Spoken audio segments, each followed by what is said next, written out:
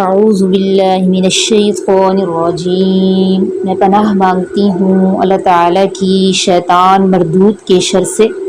بسم اللہ الرحمن الرحیم، میں شروع کرتی ہوں اللہ تعالیٰ کے بابرکت نام سے جو بڑا مہربان نہایت رحم کرنے والا ہے۔ ہمارا آج کا سبق سورۃ النساء آیت نمبر 81 سے شروع ہوگا۔ 11واں رکوع چل رہا ہے سورت کا، اور پارے کا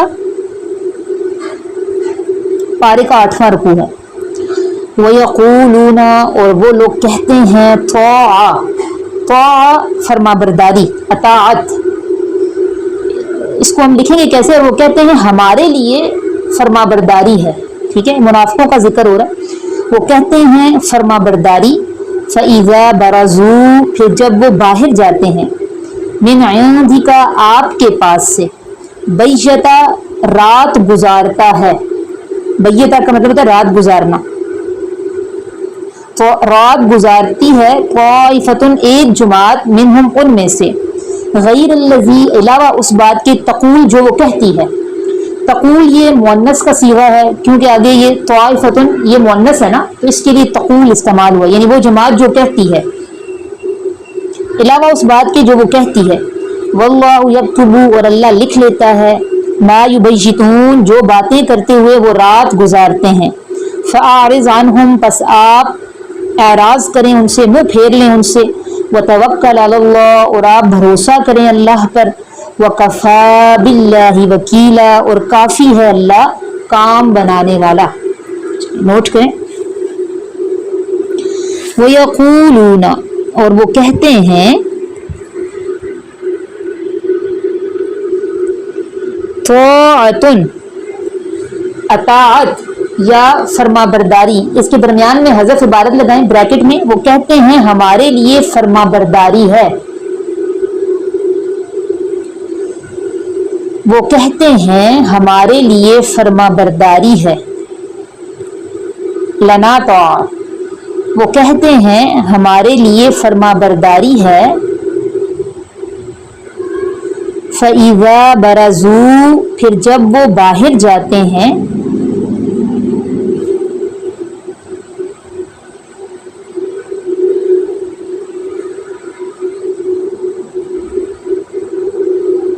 مِنْ عِنْدِكَ، آپ کے پاس سے،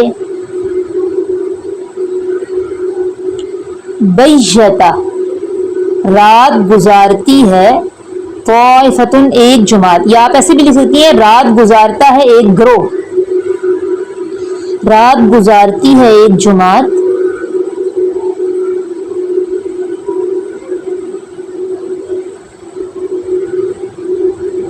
منہم، ان لوگوں میں سے، ان سے رات گزارتی ہے ایک جماعت ان میں سے،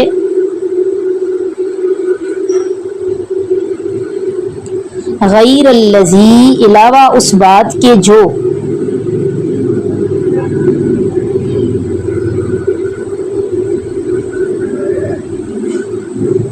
علاوہ اس بات کے جو، تقولو، وہ کہتی ہے، تقولو، وہ کہتی ہے، یعنی آپ کے پاس تو آگے اطاعت کا لفظ کہتے ہیں نا، تو رات کو اس کے الٹ مشورے کر رہے ہوتے ہیں، علاوہ اس بات کے جو وہ کہتی ہے۔ واللہ، اور اللہ تعالی، یکتب، وہ لکھ لیتا ہے،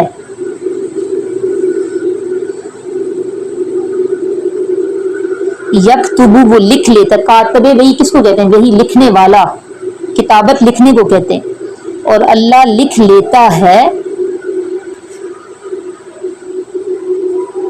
ما یبیتون، جو مشورے کرتے ہوئے وہ رات گزارتے ہیں،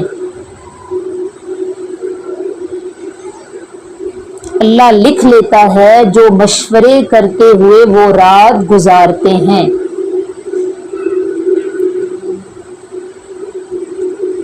فَأَعْرِضْ، پس آپ منہ پھیر لیں، عنہم، ان لوگوں سے، پس آپ منہ پھیر لیں ان لوگوں سے، اعراض کریں ان لوگوں سے، لاپرواہ ہو جائیں ان لوگوں سے. وَتَوَكَّلْ عَلَى اللَّهِ اور آپ بھروسہ کریں اللہ پر.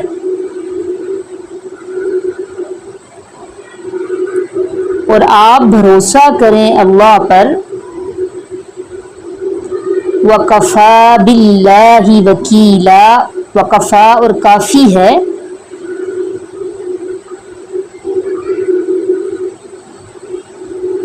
کافی ہے اللہ وکیلا کارساز یا کام بنانے والا. کافی ہے اللہ کام بنانے والا.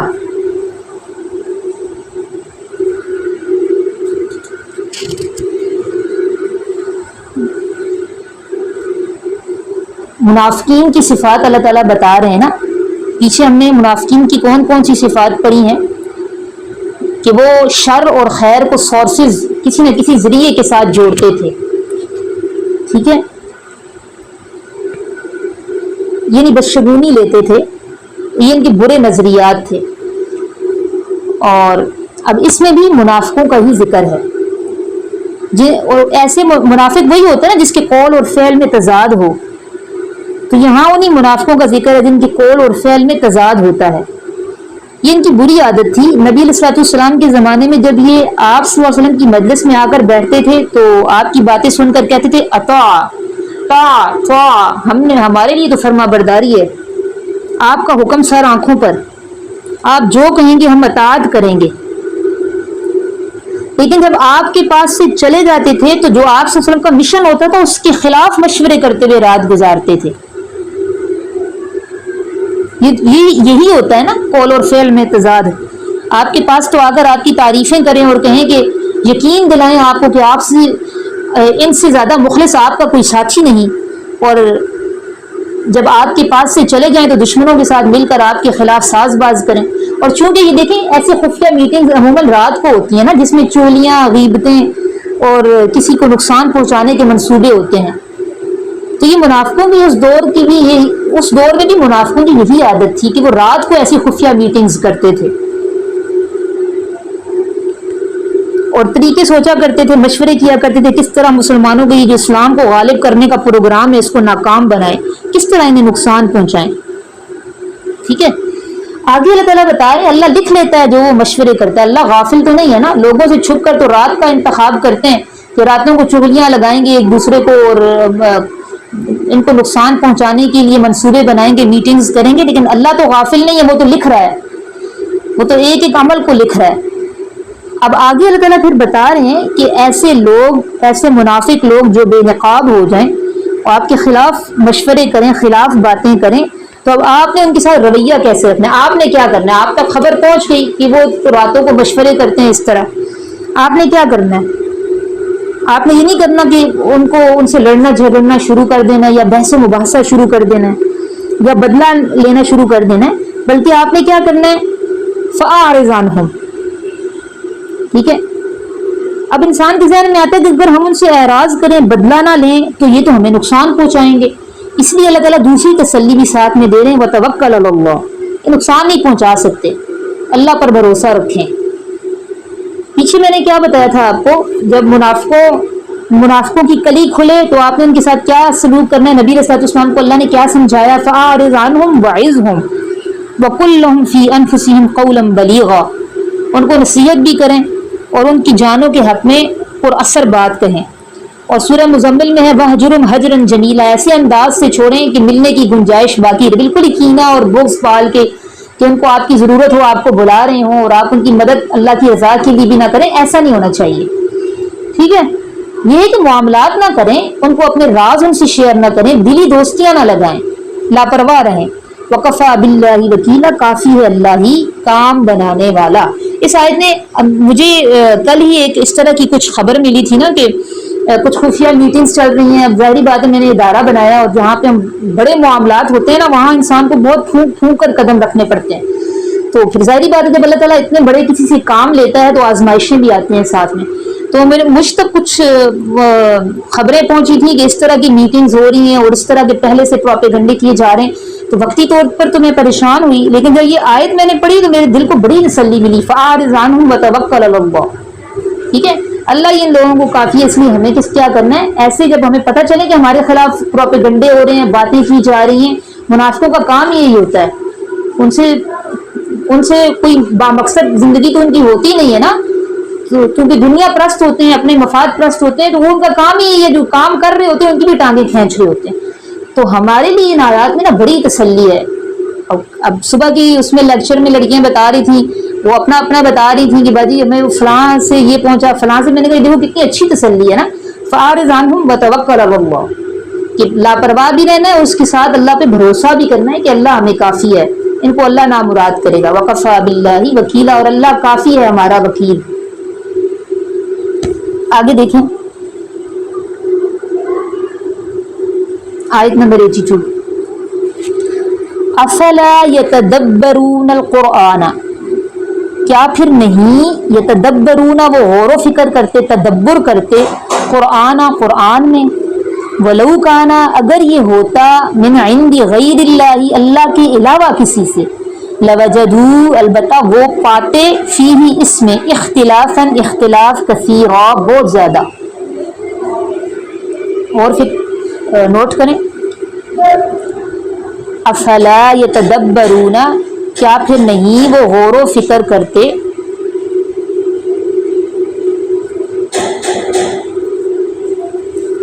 کیا پھر نہیں وہ غور و فکر کرتے،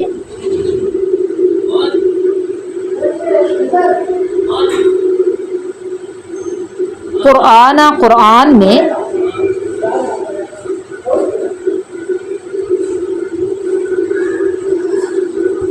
ولو کانا، اور اگر یہ ہوتا،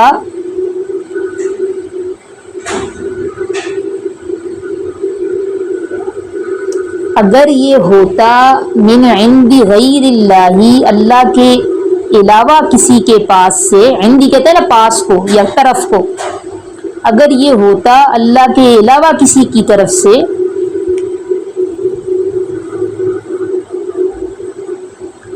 اگر یہ ہوتا اللہ کے علاوہ کسی کے پاس سے،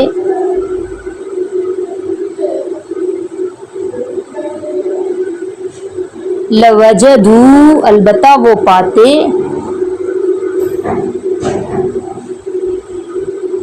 فیہ، اس میں،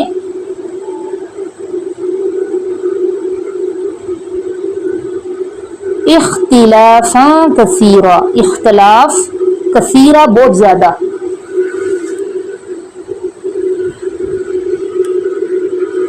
البتہ وہ پاتے اس میں اختلاف بہت زیادہ۔ کیسی سچی کتاب ہے اور کیسے ہماری نبض کو پکڑتی ہے، ٹھیک ہے، اللہ نے کیسا ہماری نبضوں کو پکڑا ہے، برائی کہاں ہے وہ اللہ بتا رہے ہیں۔ کیوں نہیں یہ غور و فکر کرتے قرآن میں؟ یہ مسلمانوں کی صفوں میں جو بری حرکتوں والے، یہ اتنی بری عادات والے جو لوگ موجود ہیں، جن کے قول و فعل میں تضاد ہے، یہ کبھی حرکات ان کے اندر ہیں کیوں؟ اس لیے کہ قرآن میں غور و فکر کا فقدان ہے، یہ قرآن میں غور و فکر نہیں کرتے۔ اگر یہ قرآن میں غور و فکر کرے نا تو ان کے اندر یہ بری عادات نہ ہو، زندگی کا ایک مقصد ہو، اور یہ اپنا وقت ان بے مقصد کاموں میں نہ لگائیں، ٹھیک ہے۔ اگر قرآن میں غور و فکر کریں گے تو اسلام کا پروگرام ان کو سمجھ میں آئے گا، ان کے شکوک و شبہات دور ہوں گے، ان کی جو بری عادات ان کے اندر پیدا ہو گئی یہ ختم ہوگی۔ اس لیے اللہ کہہ رہے ہیں فلا یتدبرون القرآن، قرآن میں غور و فکر کیوں نہیں کرتے؟ قرآن سے آج پھر ہمیں یہ سمجھ آتا ہے نا کہ واقعی جو لوگ دوسروں کے پیچھے لگے رہتے ہیں نا، ان کی زندگیوں میں قرآن ہی تو نہیں ہے، کوئی مقصد ہی تو نہیں ہے، بلا مقصد زندگیاں گزار رہے ہیں، جیسے جانور بس کھاتے ہیں، پیتے ہیں، خواہش پوری کرتے ہیں، سوتے ہیں اور مر کھپ جاتے ہیں۔ کتنی بھیانک زندگی ہے یہ، جانوروں کی زندگی۔ ہم تو انسان ہیں، اشرف المخلوقات ہے نا، ہماری اور جانوروں کی زندگی میں فرق ہونا چاہیے۔ ہمیں اگر ہم کھائیں گے، پیئیں گے، خواہش پوری کریں گے اور چڑھ کر سو جائیں گے اور صبح اٹھ کے پھر وہی روٹین، پھر ایک دن مر کر نسیم منسیہ ہو جائیں گے، تو یہ زندگی اور جانوروں کی زندگی میں تو کوئی فرق نہیں ہوگا۔ کچھ تو فرق ہونا چاہیے نا، ایک مقصد ہونا چاہیے، ہر گولز ہونے چاہیے ہمارے، جن کے تحت ہم زندگیاں گزاریں، با مقصد اور پروڈکٹیو کام کریں۔ تو یہ اللہ تعالیٰ ہمیں سمجھا رہے ہیں کہ قرآن پاک میں تدبر نہ کرنے کی وجہ سے ان لوگوں میں یہ کام ہے، یہ بری عادتیں ہیں۔ قرآن پاک میں دیکھیں تدبر یہ ہر انسان کے لیے ضروری ہے، عام بندوں کے لیے بھی، مجتہدین، علماء اور عوام، سب کے لیے، سب اپنے اپنے درجے میں تدبر کریں گے۔ جو مجتہدین ہیں، جن کو فقہا کہتے ہیں نا، جو جس طرح ہر ایک شعبے کا اسپیشلسٹ ہوتا ہے، تو اسی طرح جو قرآن و سنت میں اسپیشلسٹ ہوتے ہیں ان کو کیا کہتے ہیں؟ مجتہدین۔ جب مجتہدین تدبر کرتے ہیں نا ایک ایک آیت سے، پھر وہ گہرائی میں جا کر ہزاروں مسائل اخذ کرتے ہیں، اور علماء تدبر کرتے ہیں تو ان مجتہدین کے مسائل سے پھر استفادہ کرتے ہیں، ان کے فہم میں اضافہ ہوتا ہے۔ عوام ان علماء سے استفادہ کرتی ہے۔ عوام کے لیے اتنا تدبر ضروری ہے کہ قرآن پاک کے معانی کو اچھی طرح سمجھ لیں تاکہ عمل درست ہو، ٹھیک ہے؟ اتنا تدبر، اتنا غور و فکر ہم سب کے لیے ضروری ہے کہ ہمارا عمل درست ہو جائے۔ تو عمل کب درست ہوگا؟ جب علم ہوگا۔ علم ہی نہیں ہوگا تو عمل کیسے درست ہوگا؟ لیکن عمل آتا ہے غور و فکر سے، صرف پڑھ کے ٹھپ کر کے رکھ دینے سے نہیں۔ اچھا، یہ جو لفظ ہے نا تدبر، اس کو بھی آج کے دور میں لوگوں نے بہت غلط استعمال کیا ہے۔ تدبر کر کے وہ اپنی طرف سے آیات کو معانی پہنانا شروع ہو گئے۔ نمرہ احمد کا پچھلے دنوں آپ نے دیکھا ہوگا سوشل میڈیا پہ بڑا لوگ اس کے خلاف پوسٹیں لگا رہے تھے، نمرہ احمد کے خلاف، کیونکہ وہ عالمہ تو ہے نہیں۔ تو انہوں نے یہ کیا ہوا تھا کہ ایک ایک لفظ کو نا عربی گرامر کی روح سے دیکھتی اور پھر اپنی مرضی سے ان کے معانی بیان کر رہی تھی، اور قرآن میں وہ معانی تحریف کی مرتکب ہوئیں۔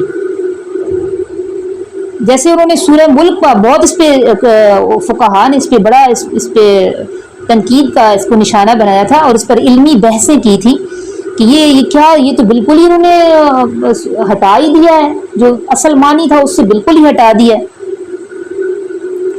جیسے ایک آیت ہے الذی خلق سبع سماوات طباقا، اللہ تعالیٰ وہ ذات پاک ہے جس نے 7 آسمان بنائے طباقا، تہ بتہ۔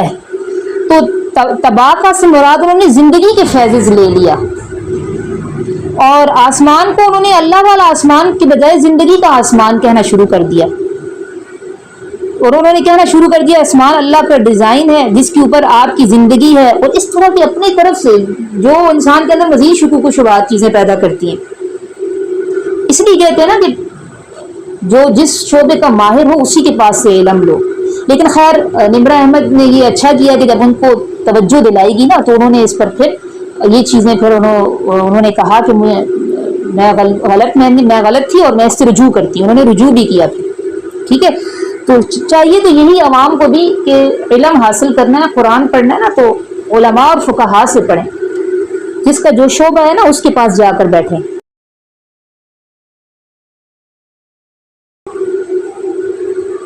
آگے دیکھیں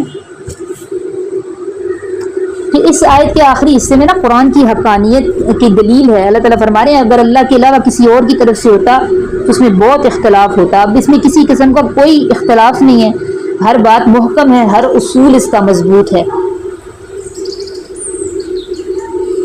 آیت نمبر 83،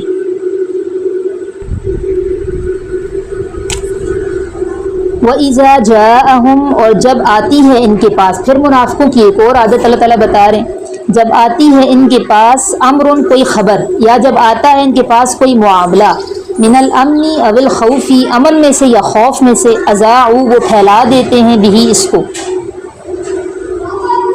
وَلَوْ رَدُّوهُ، اگر وہ لوٹا دیتے اس کو، الی الرسول، رسول کی طرف، وَإِلَىٰ أُولِي الْأَمْرِ، اور معاملات والوں کی طرف۔ اولی الامر پیچھے بھی آیا تھا نا لفظ، میں نے ڈیفائن کیا تھا، اولی کہتے ہیں والے کو، امر کہتے ہیں معاملہ، اور الامر خاص معاملہ، یعنی جو خاص ہر شعبے کے جو ماہرین ہیں نا ان کی طرف، اگرچہ وہ لٹا دیتے اس کو رسول کی طرف اور معاملات والوں کی طرف یا صاحب امر کی طرف، منہم، جو ان میں سے ہیں، لعلمہ، البتہ جان لیتے ہو اس امر کو یا اس خبر کو، الذین، وہ لوگ، یستنبطونہ منہم، جو تحقیق کرتے ہیں اس کی ان میں سے۔ اچھا، لفظ استنباط کو تھوڑا سا سمجھ لیں۔ استنباط کہتے ہیں اصل میں کنویں سے پانی نکالنا، ٹھیک ہے؟ کنویں سے پانی نکالنے کو استنباط کہتے ہیں، یعنی گہرائی میں جا کر فائدے کی چیز نکالنا، اس کو کیا کہتے ہیں؟ استنباط، ٹھیک ہے؟ تو تحقیق کرنے والے یہی کرتے ہیں نا، گہرائی میں جاتے ہیں اور اس سے فائدے کی چیز اخذ کرتے ہیں۔ تو یستنبطونہ کا کیا مطلب ہے؟ اصل مطلب کیا ہے؟ گہرائی میں جا کر فائدے کی چیز نکالنا۔ البتہ جان لیتے اس کو وہ لوگ جو تحقیق کرتے ہیں اس کی ان میں سے. ولولا فضل اللہ، اور اگر نہ فضل ہوتا اللہ کا علیکم تم پر، ورحمتہ، اور اس کی رحمت نہ ہوتی، لتبعتم، البتہ تم پیچھے لگ جاتے، الشیطان، شیطان کے، الا قلیلا، سوائے تھوڑے لوگوں کے. چلے نوٹ کریں. اور جب آتی ہے ان کے پاس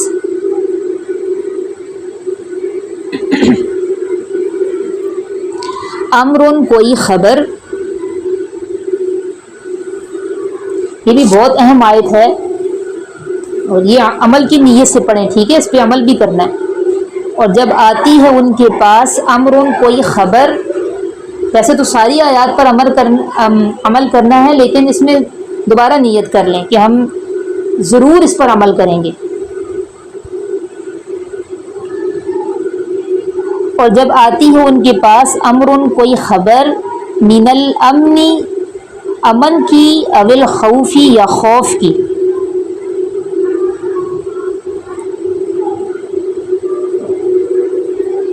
جب آتی ہے ان کے پاس خبر امن کی یا خوف کی،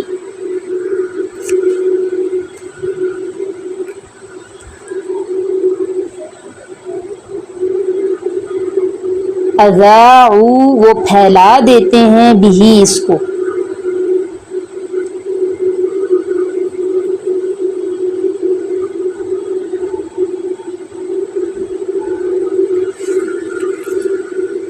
جب آتی ہے ان کے پاس خبر امن کی یا خوف کی، اذاعوا بھی، وہ پھیلا دیتے ہیں اس کو.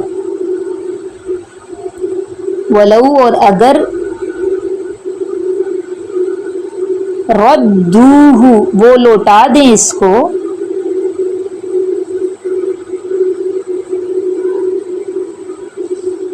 اگر وہ لوٹا دیں اس کو،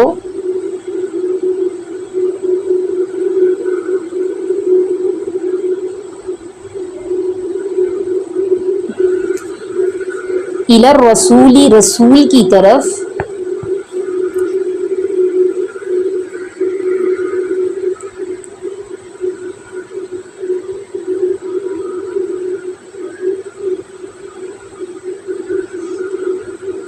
وَإِلَىٰ أُولِي الْأَمْرِ، اور معاملات والوں کی طرف، یا صاحب امر کی طرف. اگر یہ لوٹا دیں اس کو رسول کی طرف اور صاحب امر کی طرف، معاملات والوں کی طرف. الامر اصل میں خاص معاملے کہتے ہیں، خاص معاملات والوں کی طرف، منہم، جو ان میں سے ہیں.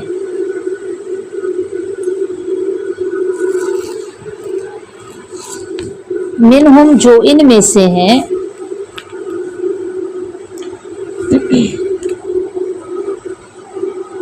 جو ان میں سے ہیں.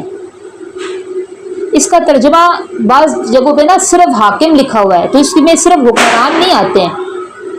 صاحب امر میں ہر خاص شعبے کے ماہرین جو ہوتے ہیں نا، وہ سب اس میں آتے ہیں، کیونکہ ہم بھی پھر جمع کا صیغہ ہے آگے. وَإِلَىٰ أُولِي الْأَمْرِ، اور خاص معاملات والوں کی طرف، منہم، جو ان میں سے ہیں.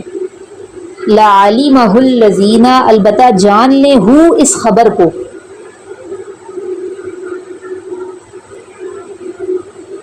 البتہ جان لیں اس خبر کو، الذین، وہ لوگ،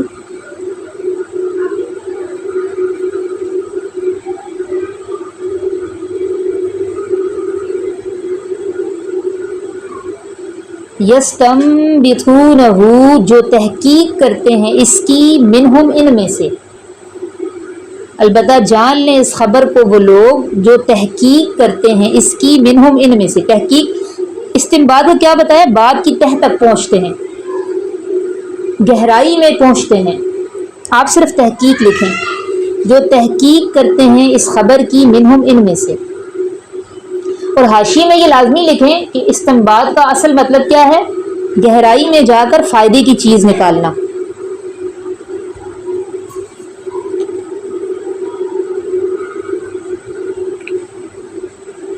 البتہ جان لیتے اس خبر کو وہ لوگ جو تحقیق کرتے ہیں اس کی ان میں سے، ولولا فضل اللہ، اور اگر نہ فضل اللہ کا ہوتا،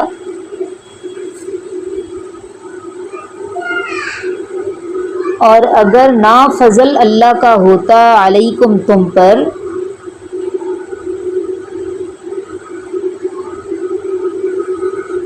ورحمتہ، اور اس کی رحمت،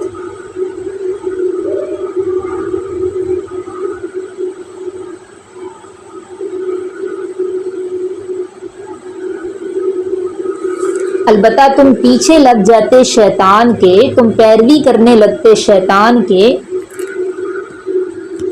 لَاتَّبَعْتُمْ، البتہ تم پیچھے لگ جاتے شیطان کے، إِلَّا قَلِيلًا، سوائے تھوڑے لوگوں کے، البتہ تم پیچھے لگ جاتے شیطان کے سوائے تھوڑے لوگوں کے۔ منافقین کی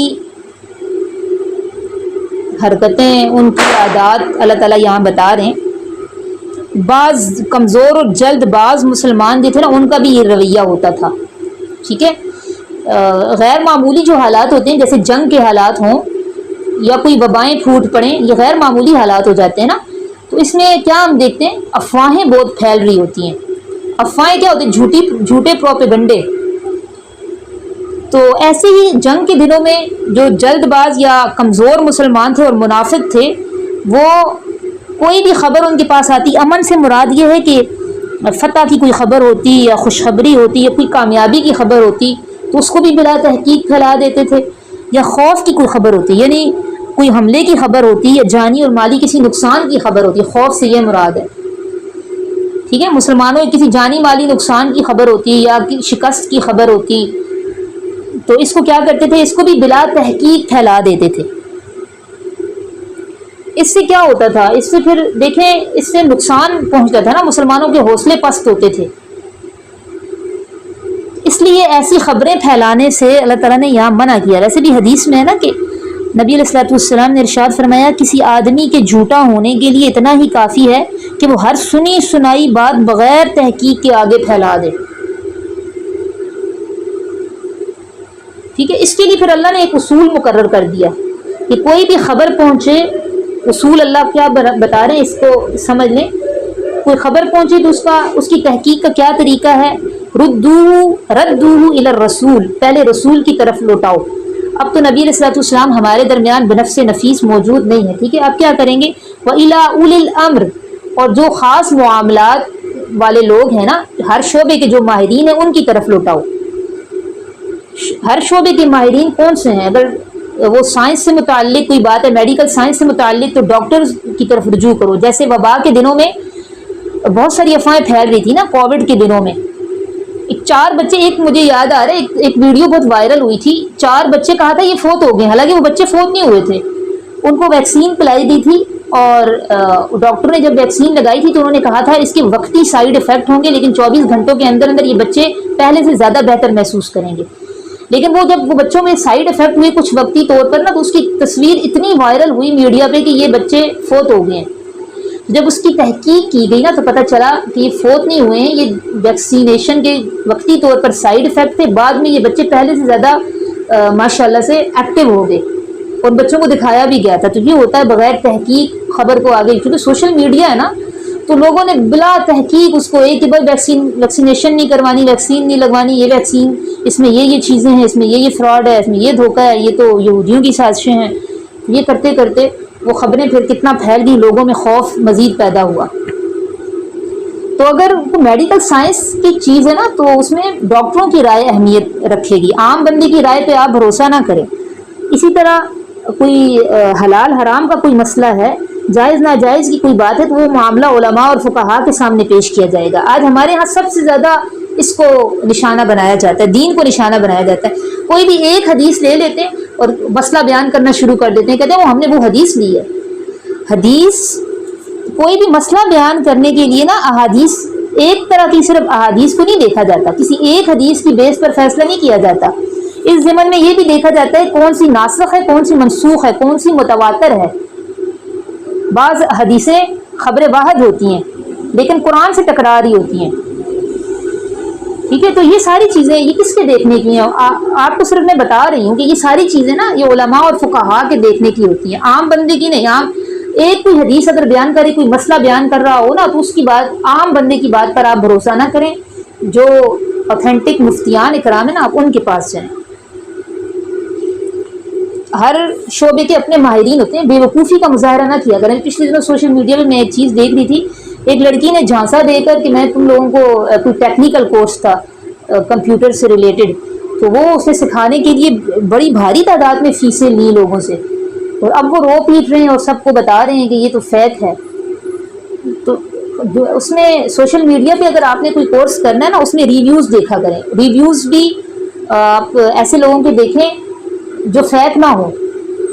ریویوز دیکھ کے اور تب وہ 3-4 لوگوں سے مشورہ کرنے کے بعد اس کورس میں آپ فیس بھیجیں, تاکہ آپ کو مالی نقصان نہ ہو. ابھی بہت بڑی تعداد میں جو ہیں لڑکیاں وہ کہہ رہی ہیں ہمیں مالی نقصان ہوا ہے, فیسیں لے لی ہیں اور بلاک کر دی ہے. کیا بتا رہی تھی, اول الامر کا بتا رہی تھی. تو اس میں جو بھی جس بھی شعبے کے ماہرین ہیں نا, ان کی رائے اہمیت رکھے گی. تو اللہ تعالیٰ یہاں ہمیں اصول بتا رہے, کوئی خبر آئے تو اب رسول صلی اللہ علیہ وسلم تو چونکہ بنفس نفیس نہیں ہے, تو ہم نے کیا کرنا ہے, ہر شعبے کے ماہرین کی رائے کو اہمیت دینی ہے, ان کی رائے پر بھروسہ کرنا ہے. ٹھیک ہے, ان کی طرف لوٹانا ہے, ان سے پوچھنا ہے, پھر وہ استنباط کریں گے, تحقیق کریں گے, اور ان کے بعد اس کے بعد بتائیں گے کہ یہ خبر سچی ہے یا جھوٹی. اچھا, ایک اور پچھلے دنوں لاہور میں ایک یونیورسٹی ہے, پنجاب یونیورسٹی, اس میں بھی ایک خبر چلی تھی. سیکورٹی گارڈ نے ریپ کیا لڑکی کا, اور وہ جو جن لڑکیوں کی تصویریں وائرل کر رہے تھے نا, ان لڑکیوں کے والدین آ کر ہاتھ جوڑ رہے تھے کہ ہماری بچیوں پر رحم کرو, یہ مسئلہ نہیں ہے ہماری بچیوں کے ساتھ, تم لوگ ان بچیوں کے مستقبل کو داؤ پہ لگا رہے ہو. جو ویڈیوز وائرل ہوئی تھی, ان دونوں کے والدین آئے تھے اور انہوں نے کہا تھا. یہ بھی بلا تحقیق تھی, کیونکہ یہ چلی ہی انسٹاگرام سے ہے. بعد میں جب اس کی تحقیق ہوئی ہے نا, مریم نواز نے تو فوراً اس کی رجسٹریشن بھی منسوخ کر دی تھی, لیکن جس وقت اس کی مکمل تحقیق ہوئی ہے تو پتہ چلا یہ خبر بے بنیاد ہے, اور یہ چلی ہی کہاں سے, انسٹاگرام سے. اور کتنا آپ دیکھیں ہنگامہ کھڑا ہوا, اور یونیورسٹی میں بینچ توڑے گئے, اور توڑ پھوڑ کی گئی. کیسے ہماری جذباتی قوم ہے, بلا سوچے سمجھے ہر چیز کے پیچھے لگ جاتے ہیں. گروپ بنائے ہوئے تھے انہوں نے, واٹس ایپ گروپ بنائے ہوئے تھے, پھر وہاں سے کرتے کرتے آپ دیکھیں سوشل میڈیا کا چونکہ دور ہے نا, تو بہت زیادہ وائرل ہوئی ہے. جھوٹی خبر تھی. اگر اللہ کا نا فضل ہوتا تم پر, اس کی رحمت نہ ہوتی. کیا مطلب, اللہ تعالیٰ تمہیں یہ احکامات نہ سکھاتے, یہ طریقے نہ بتاتے, تو تم شیطان کے پیچھے لگ جاتے. اور چونکہ جہالت ہے, اس لیے لوگ شیطان کے پیچھے ہی لگے ہوئے. شیطان کا تو کام ہی ہے وسوسے ڈال کر لوگوں کو گمراہ کرنا, غلط بات کو مزین کر کے سجا کے دکھانا, جس کی وجہ سے کم علم لوگ شیطان کے جال میں پھنس جاتے ہیں. آگے دیکھیں.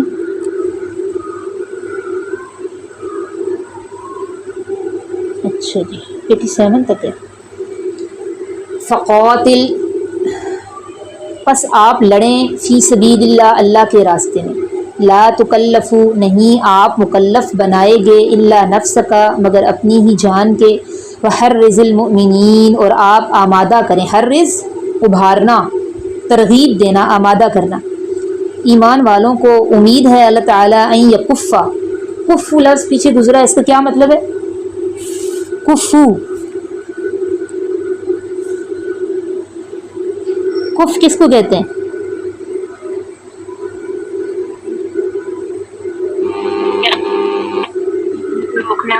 روکنا. کل گزرا ہے نا لفظ, یاد رکھ لیں, کف ہتھیلی کو بھی کہتے ہیں. امید ہے اللہ تعالیٰ ان یکفا, کہ وہ روک دے, باس الذین کفروا, لڑائی کافروں کی. واللہ اشد, اور اللہ زیادہ سخت ہے, بأسن قوت کے لحاظ سے, اشد تنکیلا, اور زیادہ سخت ہے سزا دینے والا. نقال الآخرۃ والاولی, یہ الفاظ بھی ہیں نا, اللہ نے فرعونیوں کو نقال الآخرۃ والاولی, عبرت بنا دیا دنیا اور آخرت کی. تو نقال کس, یہ تنکیلا, نقال یہ کیا ہے, سزا دینا, عبرت بنانا. نوٹ کریں. پس آپ لڑیں اللہ کے راستے میں,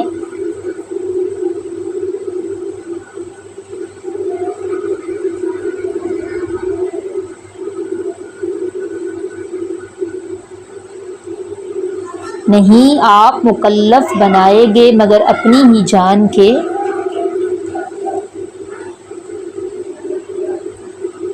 آپ لڑیں اللہ کے راستے میں، نہیں آپ مکلف بنائے گے مگر اپنی جان کے، اور آپ آمادہ کریں ایمان والوں کو، حرز، اور آپ آمادہ کریں ایمان والوں کو،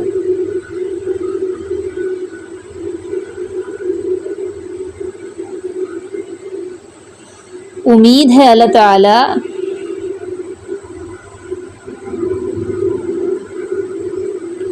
یہ کہ وہ روک دے لڑائی کافروں کی،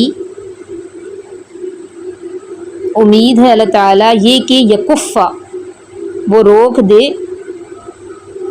لڑائی کافروں کی،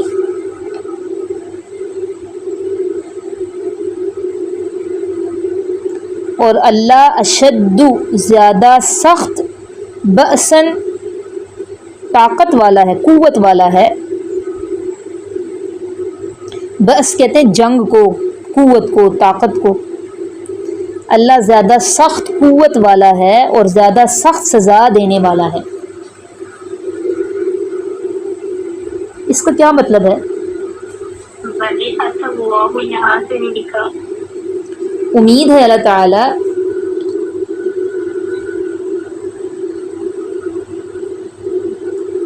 یہ کہ وہ روک دے لڑائی کافروں کی،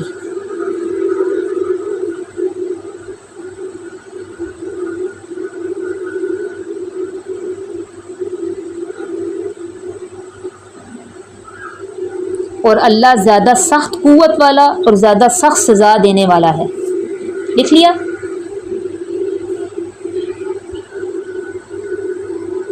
جی باجی لکھا ہے، لیکن آواز بہت کٹ کٹ کے آ رہی ہے، اس کی وجہ سے مسئلہ ہو رہا ہے۔ وہ آپ کی طرف مسئلہ ہے نا، باقی سب کی طرف تو ٹھیک ہے، میری طرف بھی ٹھیک ہے سگنل، آپ کی طرف سگنل ایشو ہے نا، اس وجہ سے ہو رہا ہے۔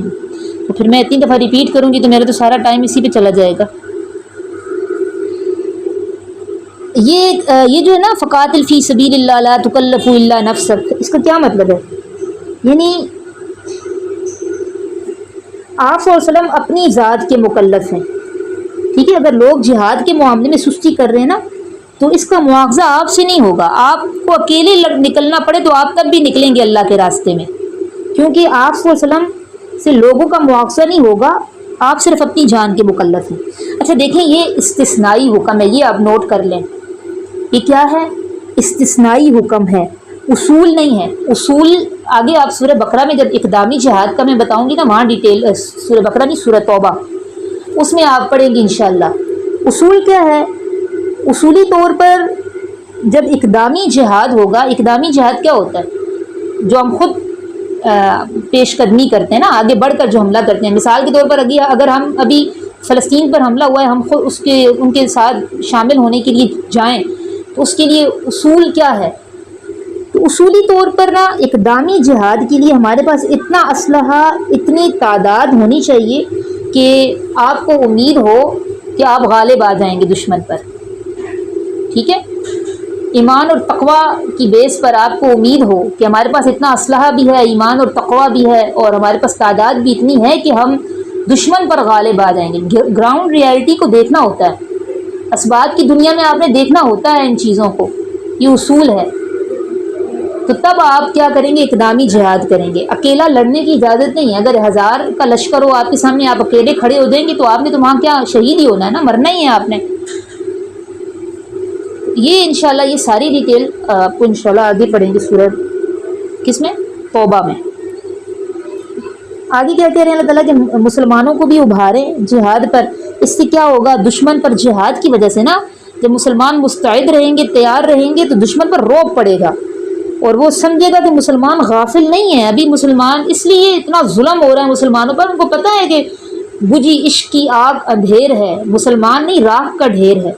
ابھی پتہ ہے یہودیوں کو ان میں تڑ نہیں ہے، یہ ختم ہے، ایمان کی چنگاری ان میں باقی ہی نہیں ہے۔ تو جب ہم جہاد کریں گے، جب ہم مستعد رہیں گے تو دشمن پر رعب پڑے گا، تو ان کو پتہ چلے گا یہ غافل نہیں ہے، اور وہ ممکنہ حملوں سے بھی باز رہیں گے۔ آگے دیکھیں، من یشفع، اس کو آپ نوٹ کریں کیونکہ اس میں ایک ہے لفظ، وہ میں ساتھ ہی بتا دیتی ہوں. من یشفع، جو کوئی سفارش کرتا ہے، جو کوئی سفارش کرتا ہے،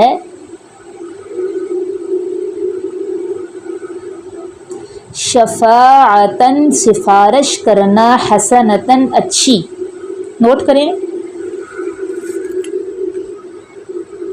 40 منٹ تو ہو گئے. جو کوئی سفارش کرتا ہے، سفارش کرنا اچھی،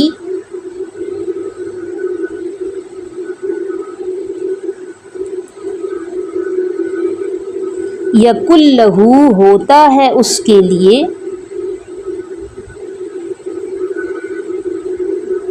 نصیب منہا، کچھ حصہ اس میں سے، ہوتا ہے اس کے لیے. نصیب، یہ تنوین سے میں کچھ کر رہی ہوں، ٹھیک ہے. ہوتا ہے اس کے لیے کچھ حصہ اس میں سے. وَمَن یشفع، اور جو کوئی سفارش کرتا ہے، شفاعتن سیئتن، سفارش کرنا بری،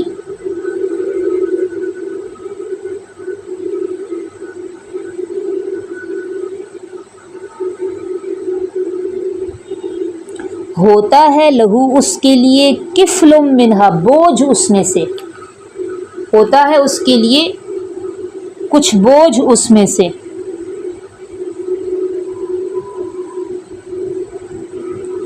جو کوئی سفارش کرتا ہے، سفارش کرنا، سیئتن، بری،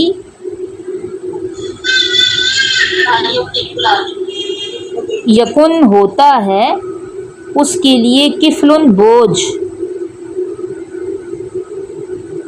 منہا، اس میں سے. کفل لفظ آپ نے یاد کیسے رکھنا ہے، اس کو سمجھ لیں. کفیل لفظ آپ اردو میں پڑھتی ہیں نا، کفیل، کفالت. آپ کی کفالت کون کر رہا ہے؟ کفیل کون ہوتا ہے؟ والد صاحب ہوتے ہیں نا. کفیل کس کو کہتے ہیں؟ جو ذمہ داری اٹھائے، جو آپ کا بوجھ جس نے اٹھایا ہوا ہو، جس نے ذمہ داری اٹھائی ہوئی ہو. تو یہ کفل کا کیا مطلب ہے؟ بوجھ، ذمہ داری. ہوتا ہے اس کے لیے ایک بوجھ اس میں سے. وَكَانَ اللَّهُ، اور ہے اللہ تعالی، عَلَى كُلِّ شَيْءٍ مُقِیتًا، ہر چیز پر، مقیتا، قدرت رکھنے والا. اور ہے اللہ تعالی ہر چیز پر قدرت رکھنے والا.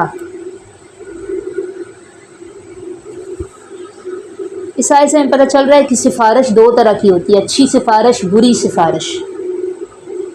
پچھلی آیت میں آپ نے کیا پڑھا؟ حرض المؤمنین، آپ جہاد کی ترغیب دیں ایمان والوں کو. یہ جہاد کی ترغیب دینا یہ بھی ایک سفارش ہے، اچھی سفارش. ٹھیک ہے، تو سفارش اچھی بھی ہوتی ہے، بری بھی. جائز سفارش اور اچھی سفارش کون سی ہوتی ہے؟ ایک تو پیچھے ہے نیکی کی ترغیب دینا، جہاد کی ترغیب دینا. دوسرا کسی مومن بھائی کے لیے پس پش دعا کرنا، یہ بھی اچھی اور جائز سفارش ہے. ٹھیک ہے، کیا دعا کرنا؟ یا اللہ میرے اس بھائی کو کامیاب کر دے، اس کی مشکل آسان کر دے، اس کی وہ فلاں حاجت پوری کر دے. تو اللہ تعالیٰ کہہ رہے ہیں جو کسی مسلمان بھائی کے لیے اچھی سفارش کرے گا نا، اس کے لیے اس میں سے حصہ ہوگا. جب ہم دعا کرتے ہیں، حدیث میں آتا ہے نا، فرشتے آمین کہتے ہیں اور کہتے ہیں تمہیں بھی یہ ملے. اور اسی طرح جب بد دعا کریں گے، تو بری دعا کریں گے تو تب بھی فرشتہ یہی کہے گا تمہیں بھی یہ ملے. اس لیے بد دعاؤں سے بچنا چاہیے، دعا دینی چاہیے. یہ اچھی سفارش میں آتا ہے، اور ہم اچھی سفارش کریں گے تو اس میں ہمارے لیے نیکی ہوگی، اجر ہوگا. اس کے علاوہ اچھی سفارش میں نیکیوں کی ترغیب دینا بھی آتا ہے، یہ بھی اچھی سفارش ہے. اس کے علاوہ اگر کسی نے کسی کو نکاح کا پیغام بھیجا ہے نا، اور آپ جا کر اس کو کہتی ہیں کہ یہ قابل بندہ ہے اور آپ اس کو رشتہ دے سکتی ہیں، یہ اس میں صلاحیت ہے، قابل بندہ ہے، تو یہ بھی اچھی سفارش میں آئے گا. اس کے علاوہ کوئی عہدہ ہے، کوئی بندہ اس کی صلاحیت رکھتا ہے، اس عہدے کی، ایماندار بندہ ہے، اس کے پاس اس سے متعلق ڈگری بھی ہے اور اس کے اندر صلاحیت بھی ہے، آپ اس کی سفارش کرتی ہیں، یہ اچھی سفارش میں آئے گا. اس اچھی سفارش کا کیا ہوتا ہے؟ اجر. اس طرح بری جو سفارش ہوتی ہے اس میں کیا آتا ہے؟ کسی کو برائی کی دعوت دینا، یا کوئی کسی نااہل کو کسی عہدے پر رکھنے کے لیے کہ نہیں یہ میرا رشتہ دار ہے، یہ میرا دوست ہے، آپ اس کو یہ عہدہ دے دیں، حالانکہ وہ اس کا اہل نہیں ہے، تو یہ بھی بری سفارش ہوگی۔ تو جو بری سفارش کرے گا پھر اس میں سے اس کو گناہ اٹھانا پڑے گا، اس کو بھی حصہ اٹھانا پڑے گا، ٹھیک ہے۔ اور جائز اور ناجائز دونوں سفارش پر اجرت لینا یہ حرام ہے، ٹھیک ہے۔ جائز اور ناجائز دونوں قسم کی سفارش پر اجرت نہیں لے سکتے آپ۔ جائز میں تو اس لیے کہ یہ عبادت کا درجہ رکھتی ہے اور اس لیے اس پر اجرت لینا حرام ہے، ٹھیک ہے۔ جب آپ کسی کو سروس دیتی ہیں نا اس پر اجرت لے سکتے ہیں، اور بری پر اس لیے تو کہ بری پر اجرت لینا تو وہ بری سفارش تو ہے ہی ناجائز اور حرام، خود بذات خود معصیت کا کام ہے، ٹھیک ہے۔ اب کیا آگے کیا کریں، آگے پڑھیں۔ وقت پورا ہو گیا، ہم کیا کریں، آگے پڑھیں، 2 آیات ہیں۔ ہاں جی کافی ہے۔ خدیجہ آپ کو پرابلم تو نہیں ہوگی؟ جی باقی مائک میوٹ کریں خدیجہ، کافی ہے۔